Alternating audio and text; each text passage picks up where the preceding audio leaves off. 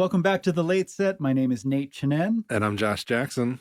We are here to break in a new series, a special series of live Late Set interviews that are part of a partnership that we struck up with Ars Nova Workshop, the wonderful presenting organization here in Philadelphia, which is celebrating its 25th anniversary.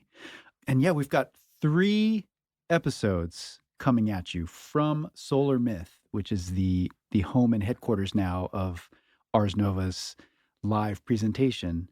And yeah, this first episode features it's a Josh Jackson special. Oh my. How does it feel, Josh, to be back in the saddle as a one-on-one artist interviewer? It's always fun to talk to musicians and get insights into their creative process, and also to share it in this instance with the live audience. These are really fun conversations. Ars Nova Workshop's 25th anniversary season, by the way, is absolutely bonkers. Oh, it's so lit. I mean, I just saw Roscoe Mitchell and Tyshawn Sori in duo together, and that's just one of a number of just absolutely insane programs that Mark Chrisman, the executive director of Ars Nova, has put together for adventurous ears. Shout out to Mark Chrisman. Yeah. He's been bringing it for, nigh these 25 years. And if you don't know about Ars Nova, you should get to know Ars Nova. This is an organization that began in very modest circumstances. I was at the very first show in March of 2000. Wow. This was a show by Chris Bede's Yeah No. And Mark subsequently, developed this into, an organization that presented in, I think by his estimation, like well over 100 venues, around Philadelphia, taking over established venues, setting up in places that don't usually present anything, setting up at Bartram's Gardens, in churches, in basements, in art galleries. But a few years ago, the opening of Solar Myth really created a perch, a home for this organization. And it's coincided with my move back to the Philadelphia area. And it's been such a beautiful thing to have this venue here. I mean, truly one of the great venues for improvised music on the East Coast. And it's a nimble and agile nonprofit. They do a lot of performances, but they also stage exhibitions on Milford Graves, for instance. Mhm. There's one coming up on Moki Cherry, the wife of Don Cherry, and that's with Fabric Arts. So there's just so much space for creativity at this tiny little organization. It's really a great place to spend a night putting your ears on something. The artist that you talked to is a violinist and composer named Jenny Scheinman.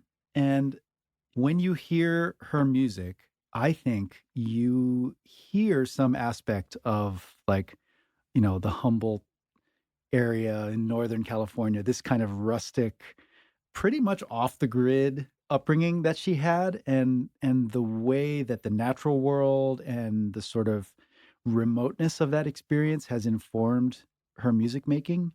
But tell me if this is a stretch. I mean, does that ring true to you as well? It absolutely does.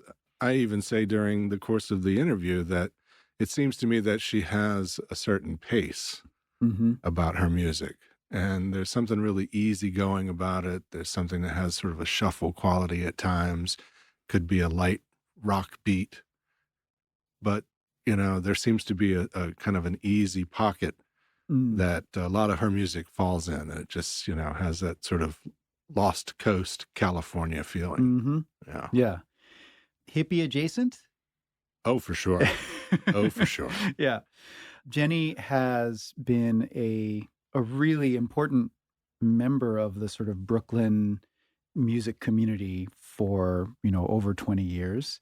And she's formed a lot of partnerships and relationships. And her most recent album, All Species Parade, is a great testament to that, because it features not only people like the drummer Kenny Wollesen and bassist Tony Scher, but also I think no fewer than 4 guitarists, right? Yeah. And really like 4 of the greatest guitarists out there.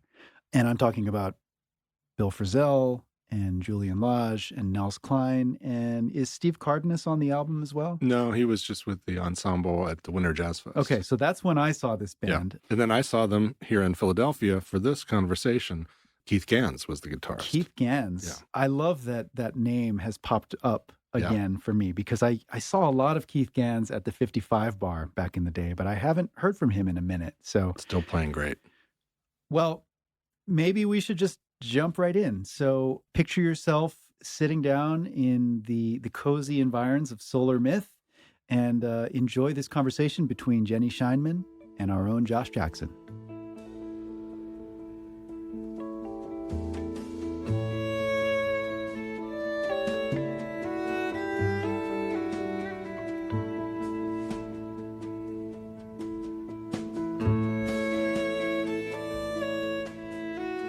Please welcome Jenny Scheinman.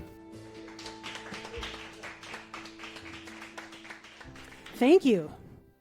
Jenny, I'm going to start by just describing this place that you have vacated from New York about a dozen years ago to go to. It's Petrolia, California. It's part of the Lost Coast, and I'll do some of the description, but I definitely want you to weigh in on some of this as well. So Petrolia is very interesting. The Lost Coast, due to its sort of geographic nature, where the King Mountains go into the sea, the state of California and the federal government did not build roads like they did along the Pacific Coast Highway throughout the rest of California. There's only 2 roads in and out of Petrolia, and they're small roads. So it has sort of an isolationist tendency to it just by nature of where it is located. In addition to that, it is just below what is the Mendocino Fault Junction, where there are actually 3 tectonic plates that connect to each other just above Petrolia. So it's not uncommon to have some tremors here and there. When I think about Petrolia, though I've never been, Jenny Scheinman, I think about almost like a Grover's Corner from Thornton Wilder's Our Town, or possibly Lake Wobegon from A Prairie Home Companion or something, some place where there are distinct characters. In a town of 400 to 500 people, I'm imagining that you get to see and know these characters. So tell us about Petrolia in a way that helps us understand the people and the way they live. Well, Petrolia was the first place in California where oil was found. Apparently only, I don't know if it was a real estate scam or what, but maybe only a barrel or 2 was found and then people left. That's where it gets that poetic, ugly name, Petrolia. Then in the 1850s, white settlers went out there and very quickly decimated the native population, which were the Mattole Native Americans. When my parents got there from New York as part of the Back to the Land movement, along with about 7 other families in the 70s, there was a bit of tension between them and what we called the old-timers, who were basically Homesteaders. Homesteaders, yeah. I mean, the sort of hippie Back to the Land people that my parents were part of called themselves homesteaders. The people before that had, 2,000 acres, very large ranches, basically. There had been a timber boom and then a tan oak boom, which is the oak tree's bark that's used for tanning hides. There had been a little bit of a boom in the 50s where there was, at the Grange that I grew up going to, there were dances every Saturday and Friday and Saturday night, country music. I grew up going to some of those. Then marijuana came in with the hippies and was soon discovered to be very lucrative. So, of course, all the ranchers stopped having sheep and started growing pot. And my dad, my family was one of the only families that didn't participate in that industry. My dad was the town doctor and also drove 2 hours into town to do a 24 or 48-hour shift at the emergency room. So that was his gig. And so, yeah, it was a town of 300 people. My parents were New Yorkers that had grown up in the kind of folk revolution of New York, and were also the musicians of the town, or are the musicians of the town. And it has a pretty lively cultural lively culture, a lot of gatherings, a lot of community spirit. And now that division between old-timer and newcomer has eroded a little bit. The culture of that area has, in the last 40 years, has definitely followed the sort of business trajectory of the marijuana industry. And now that it's basically legal out there, it's very different, and it's emptied out a lot. It's very, very beautiful. The Mattole Valley, unlike a lot of the other valleys along that coastline, is quite wide open. Some of those valleys are very, very steep mountains. This one is sort of open, and there's some beautiful grassland along the river. As you said, it's very hard to get to. The roads are terrible and potholed, and they're constantly falling off the sides of the mountains with the earthquakes and the mudslides. In addition to the 3 tectonic plates, it's got the most rainfall in the lower 48. Just upriver of Petrolia in Honeydew, California, is the place where we get the most rainfall. So it's just slipping and sliding all over the place. How do you feel both that town and maybe your upbringing sort of benefited from that isolation? How did my upbringing benefit from that isolation? Well, one thing is I wanted to get the heck out of there. So I really worked very hard to claw my way out of there. Not that it wasn't beautiful, but it had its own, dysfunctions, and I grew up in a broken family, and I certainly didn't want any part of the marijuana industry, which was really traumatic for the kids out there growing up in that. Something their parents didn't totally anticipate, probably should have. What else? The isolationism. I mean, yeah, there's a real value on self-sustainability. That helped in New York when I didn't have very much money and I was squatting in apartments, riding my bike around in the snow. One way, I mean, this isn't isolationism, but one way that valley really impacted me was just pure beauty. Long distances. The ranch that was subdivided that my parents bought a part of was the Chambers Ranch, and they bought the piece that was right on the ocean. So my mother actually advertised our house once in the New Yorker as the westernmost house in the continental United States, which isn't actually quite true by, I don't know, some like feet or something, but it's on a bluff overlooking the mouth of the Mattole River and the Pacific Ocean, and there's 2 mountains on either side. So you can sit there at that Steinway that we inherited from my grandfather and look out, 20-something miles and write a lot of music. It's stunningly, I think every composer has some sort of formative definition of beauty that maybe we try to capture in music, maybe not consciously, but that valley had a lot of that, a lot of real power in the nature. That nature has directly inspired this recording, specifically All Species Parade. Mm-hmm. There are very important elements that I can tell are taken directly from that experience. One of the most beautiful songs on here for me is With Sea Lions.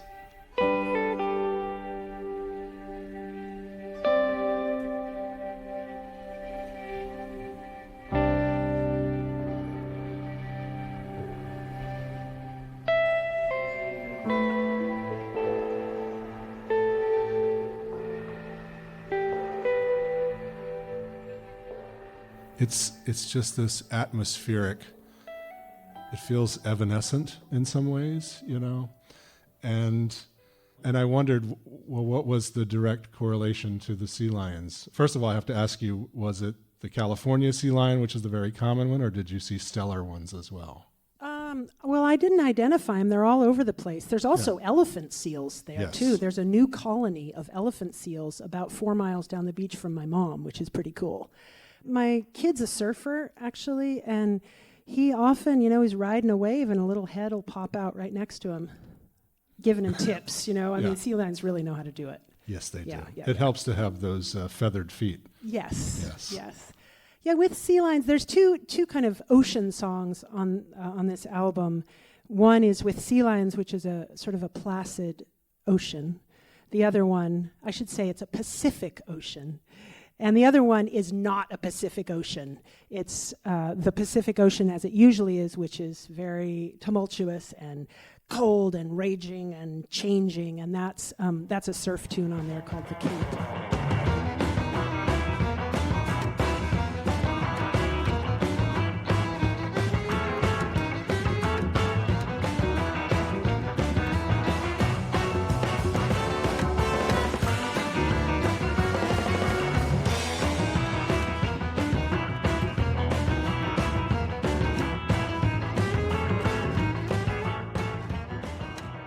Yeah, I was going to ask you, when you wrote The Cape, were your instructions to Bill Frisell to remember his childhood, because he loved Dick Dale and surf music? I remember him telling me that.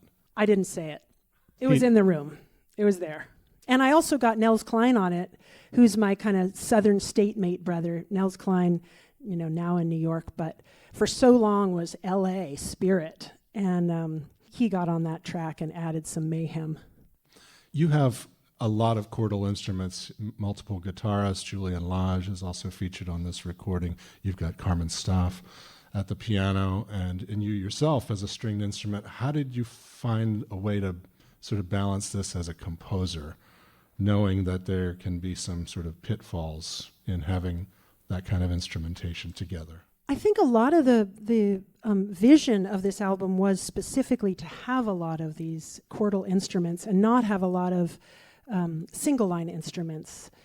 A number of my other albums have like clarinet, trumpet, and violin, and then one chordal instrument. This one, I thought that to reflect and celebrate the intricate connections in nature, it might work to present the challenge to the chordal players of finding their niche within a very complex and diverse group of sounds. And also embrace the idea of, rather than having distinct parts, having more of a blend and an overlap. I like it when sounds swirl together and thicken rather than necessarily dominate.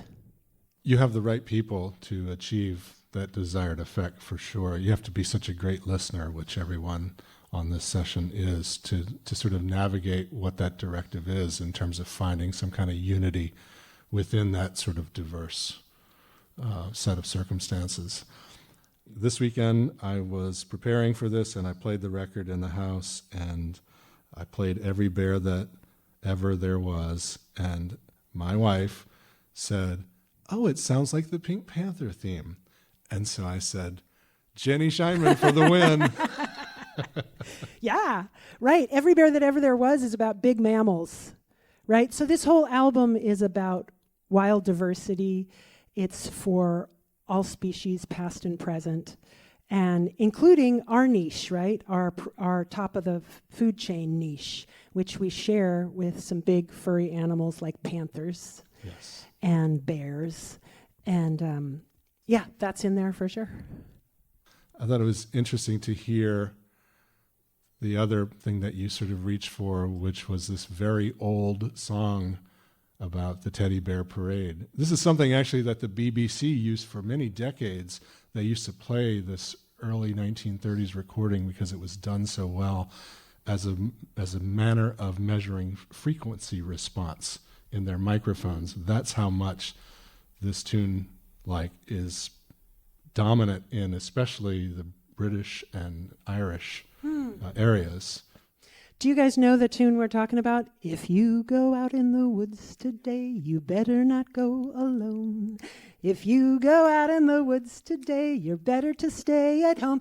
'Cause every bear that ever there was is hiding there, and that is because today's the day the teddy bears have their picnic. Anyway, terrifying. Yeah. That is terrifying for a child. It is scary. Especially if you actually live around bears. Yeah. Yeah. A whole bunch of bears coming after you. Yeah, you're just trying to have a little picnic. And also, I think that song kind of captures this odd relationship we have with the big furry animals, which is that we make little miniature ones that are cute and we stick them in our beds, right? We have like bears and panthers in our bed. Like, are we trying to, is it like a game of dominance, or like reassuring ourselves that they're not going to eat us? Because they're just these cute little things, but they're actually, they're for real. They're a lot easier to manage when they're plushies. Yes. Yes.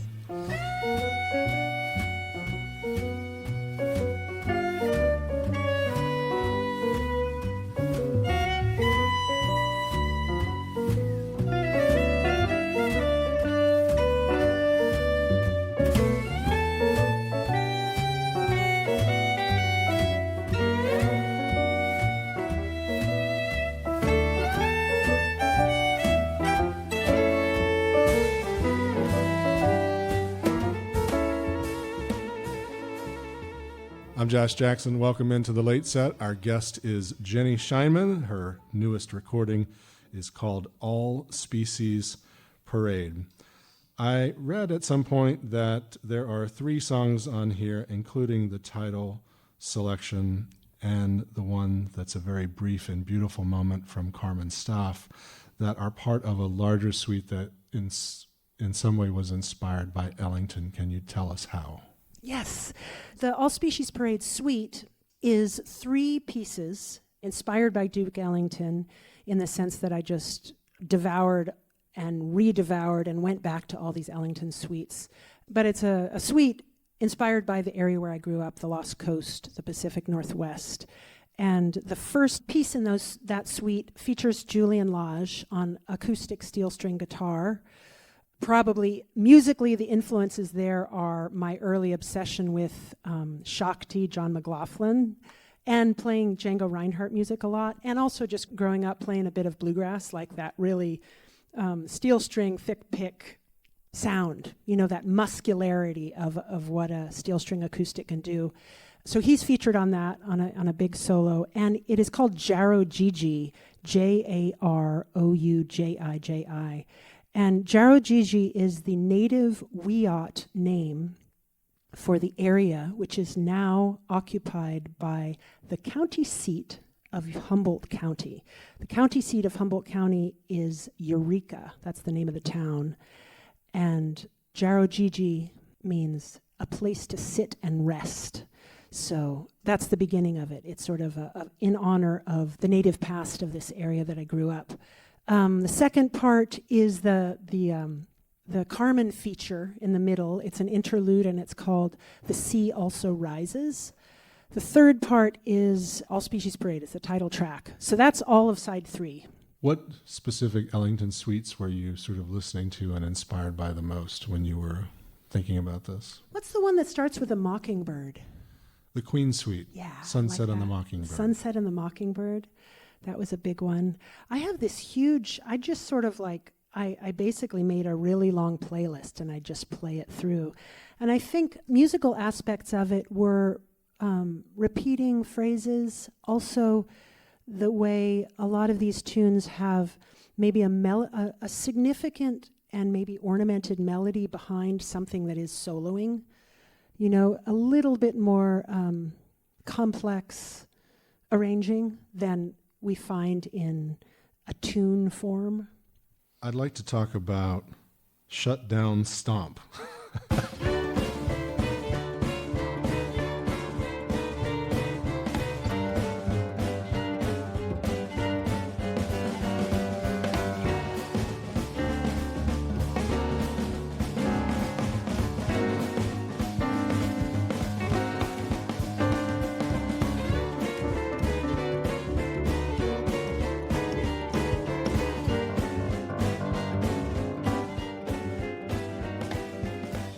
First of all, is this a bit of a remembrance of both what happened to the world 5 years ago, but also maybe a little bit about you attending some of those string shows back in Petrolia?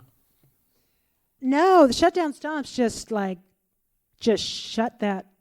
Yeah, shutdown stomp is sort of self-explanatory. It's about the COVID shutdown. I wrote it then, and it's just, in a way, it's about what happened after.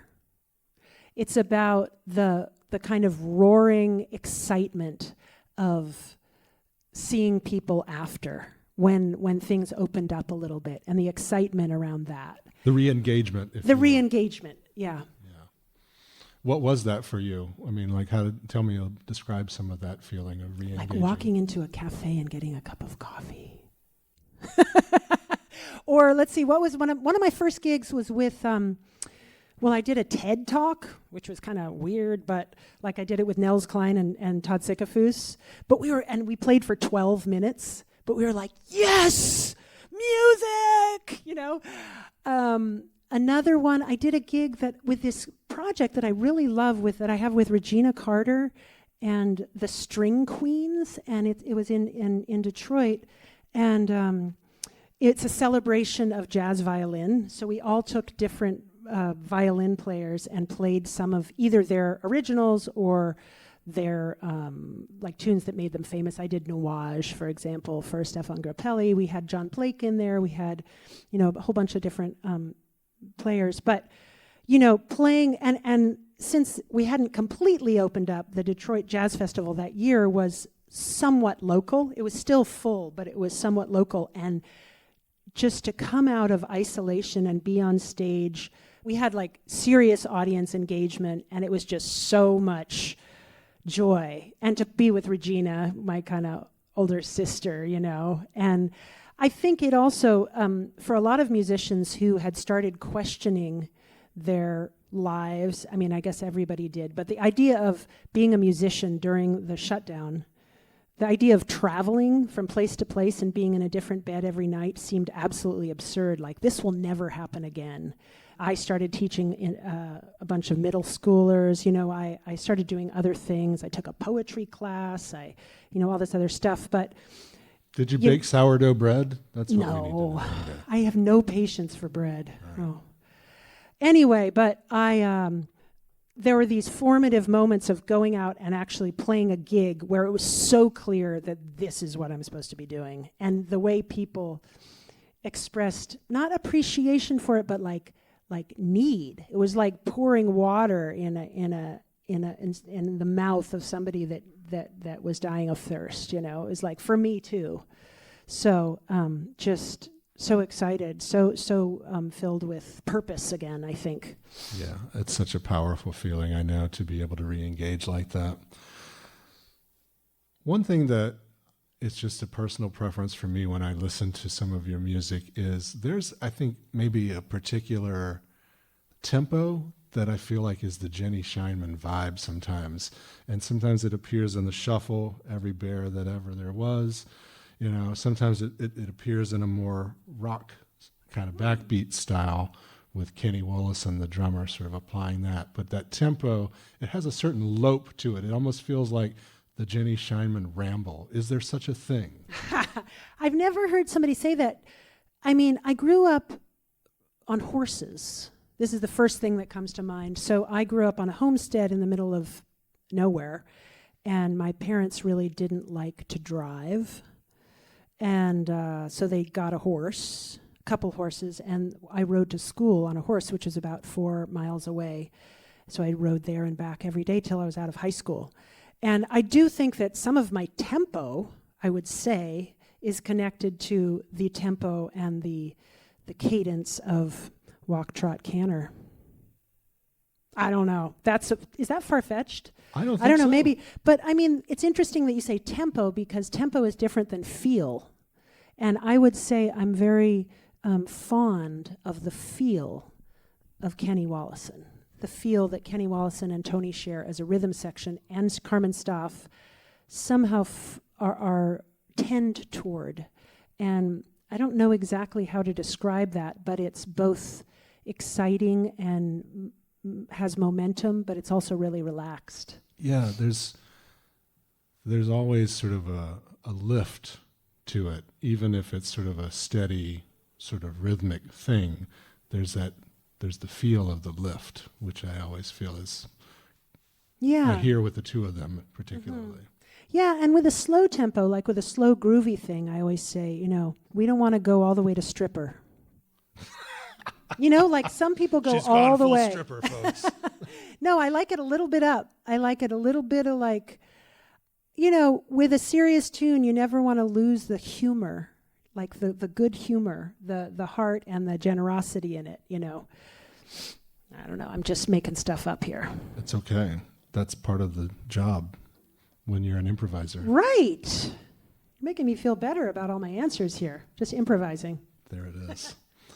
So you've been in Petrolia now for a dozen years, is that right?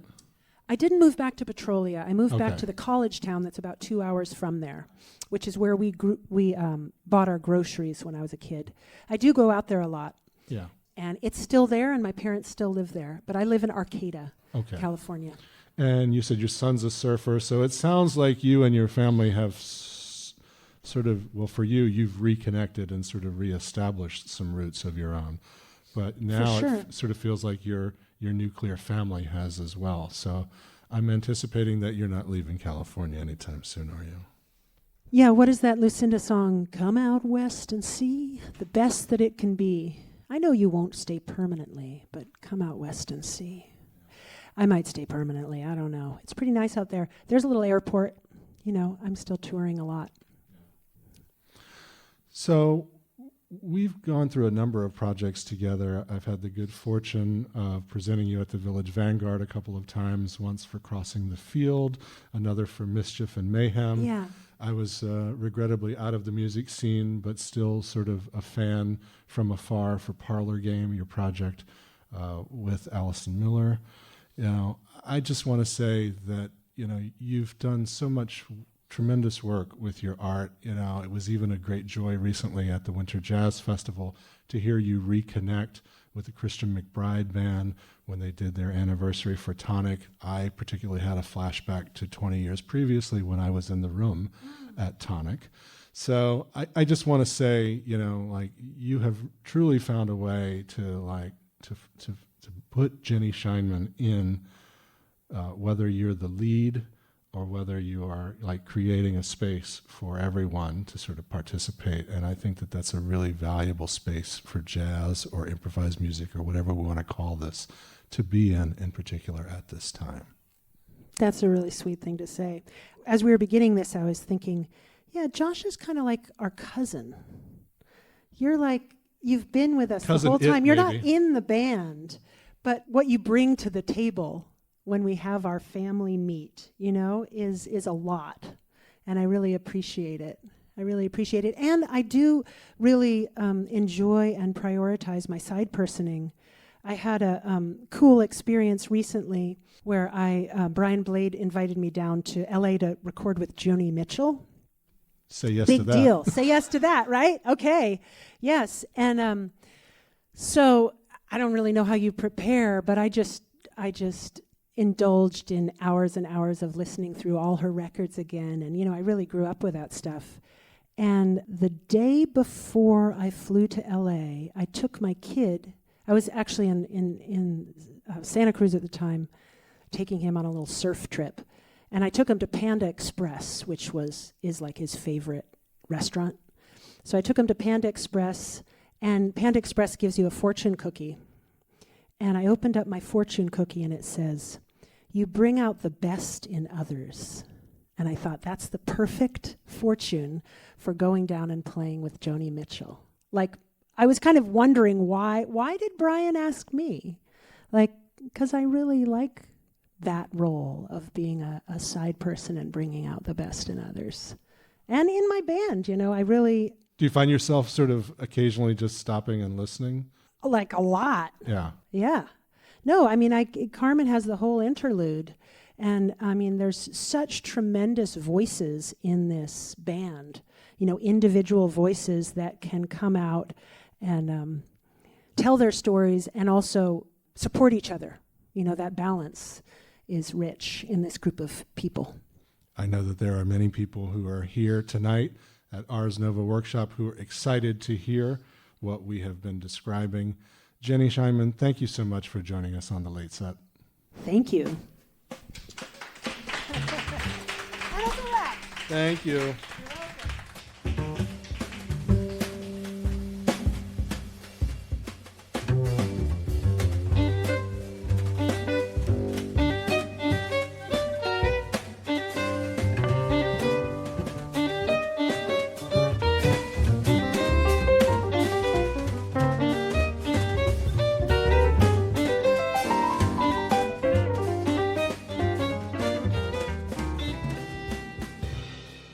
No surprise, that was a spirit-filled conversation with Jenny Scheinman.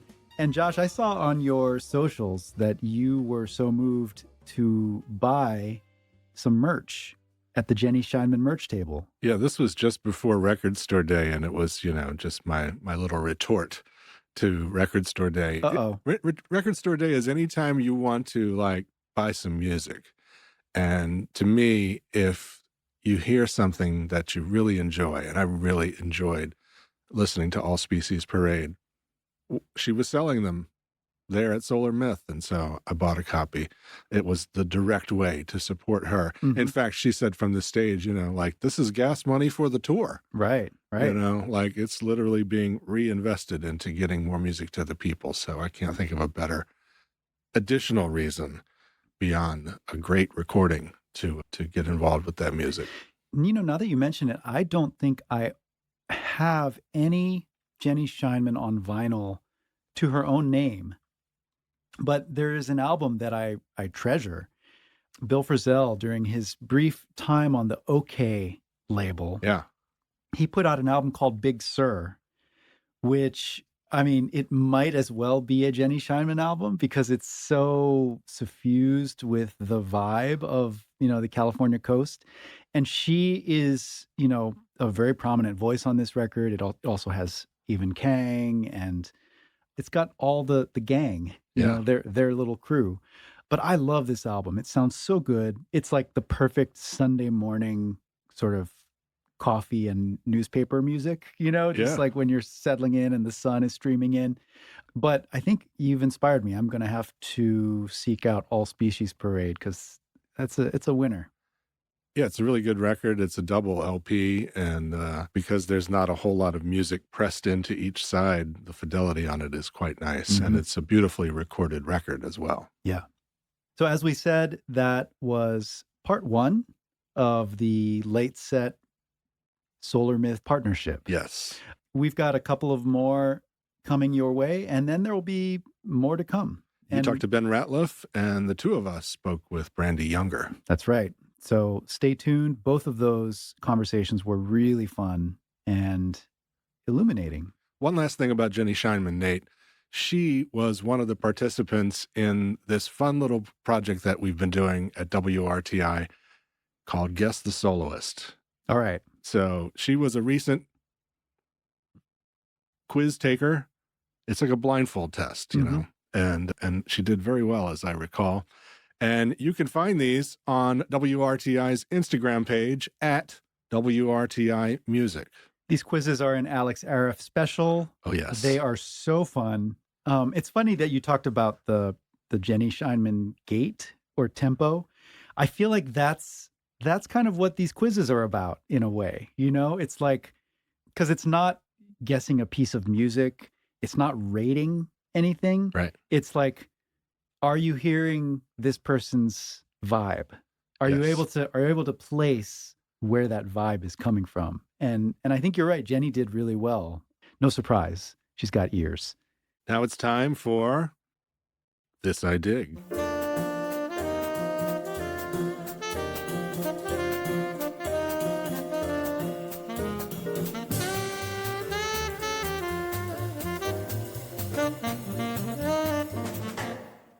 On a scale of 1 to 10, where would you place your Star Wars fandom? On a scale of 1 to 10, I'd probably say 7. Okay. Yeah. That's respectable. No, I love the movies, and, I saw them when I was a young boy, so they were incredibly impactful. I used to have Star Wars figurines. Yep. The Kenner Corporation. Yes, exactly. And the Millennial Falcon. Oh, yeah. I had that model, and I even had an AT-AT from Return of the Jedi. So did I. Yeah. Yep. I was deep in. Can't believe my mom sold all of those in a garage sale. Same thing happened. Somebody out there got a lot of This is a core Gen X trauma that we're retracing here is the moment when all of your Star Wars stuff got sold. Yes. But the reason I asked this question is because Andor is back. This is the series on Disney Plus. Did you watch Andor season 1? I did not. Ooh, okay. Well, in a way I envy you because you have a lot ahead of you if you so choose. I think that within this like giant and arguably bloated ancillary world of Star Wars, Andor is it's the smartest and most compelling offering we've seen. This is created by Tony Gilroy, who is a master filmmaker and a really smart, like just a smart thinker about culture and politics and story, you know? Yeah. So season 2 has just begun. The premiere, they dropped 3 episodes as a premiere last week. And man, it's such a bracing like return to this world. It's less about the like the kid elements of Star Wars, like there's plenty of action, there's plenty of lasers and TIE fighters and so on. But at its core, this is a story about imperialism and resistance, right? In the same way that the original Star Wars movies were. But this one is like, it's more about the nitty-gritty of how to build a resistance, the hard work of fighting a power, and then, with a lot of incredible characters and yeah, I just can't say enough. It's one of the best shows that I've seen in recent years, season 1. Yeah. And I'm so happy that season 2 is back. Okay. You always give me homework, Nate. What have I dug recently? Well, you know what? Because I'm about to go into 5 straight days of fundraising at WRTI. Yeah. Folks, we are non-profit listener supported, by the way. That means you can give us money. You should give us money at WRTI.org. However, I digress. So to get myself into a bit of a meditative moment this morning, I did listen to 2 records. I listened to From the Meticulous to the Sublime, which is volume 2 of Blossom Deary's collection on her own Daffodil Records. I love listening to bassist Jim Hugart. I think he does just a phenomenal job on that record. He is so good on it. And I love everything she does. So hearing her play Rhodes and hearing her also play almost in a Bill Evans style on Send in the Clowns, where it's just her and she sings and plays the piano. Victor Feldman does some arrangements. It's really cool record. The other thing I listened to was a very early Marcus Valle record on Odeon Records, a Brazilian label. And it's called Violão Enluarada, but it's got a couple of appearances by Milton Nascimento and really great arrangements.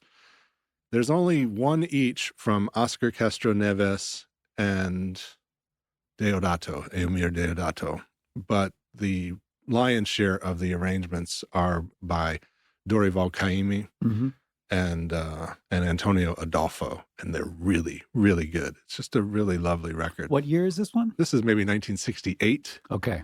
Yeah, pretty early, he went into all kinds of stuff, psychedelic and you name it, MPB and even dance music in the 80s, But it's fun to hear those early records, and that one is a particularly beautiful one. So I wanted to get into sort of that kind of breezy meditative state. So that record and Blossom Dearie sort of did it before the maelstrom of on-air fundraising begins. Yeah, that's a good way to get centered. Yeah. There you have it. It's what we're digging. We would like to hear what you're digging as well. Yeah. You can drop us a line at editor@wrti.org. That email goes right to my inbox. Let us know how we're doing on the late set. Let us know what you're digging about what we do, what you're digging in general. We'd love to hear from you. And of course, we must say that we welcome your 5-star reviews on your podcast player of choice. And we hope you'll also spread the word. Tell somebody about the late set. It's the only way it's the best way that we know to keep this thing growing. There it is. By the way, if you enjoyed this conversation in front of a live audience, know that occasionally the late set goes on tour. And WRTI is bringing the late set to the Exit Zero Jazz Festival in Cape May, May 16th through 18th. That Saturday, the 17th, we'll be doing live conversations for future editions of the late set with the Curtis brothers, Zakai and Luquez. Also with trumpeter Brandon Woody, newly signed to Blue Note Records, as well as Terrence Blanchard. That's at the Exit Zero Jazz Festival. The Late Set, live conversations. The Late Set is a production of WRTI and made possible by WRTI members. It's hosted by me, Josh Jackson, with Nate Janin. The show is produced by Alex Arif. This interview was recorded by Bo Gordon. We'd like to thank Mark Chrisman at Ars Nova Workshop and the folks at Royal Potato Family Records. On our next episode, you will hear my conversation with Ben Ratliff, the wonderful critic and a good friend. Ben has a new book out called Run the Song, writing about running, about listening. And we talked all about that book and about the ideas behind it on stage at Solar Myth. It was a really fun conversation. I think you're going to enjoy it. Our operations and production manager is Tyler McClure. Associate General Manager for Content and Programming is me, Josh Jackson, and Bill Johnson is WRTI's General Manager. Stop by WRTI.org to see everything else we're cooking up here in Philadelphia and beyond. We'll see you soon. Bye.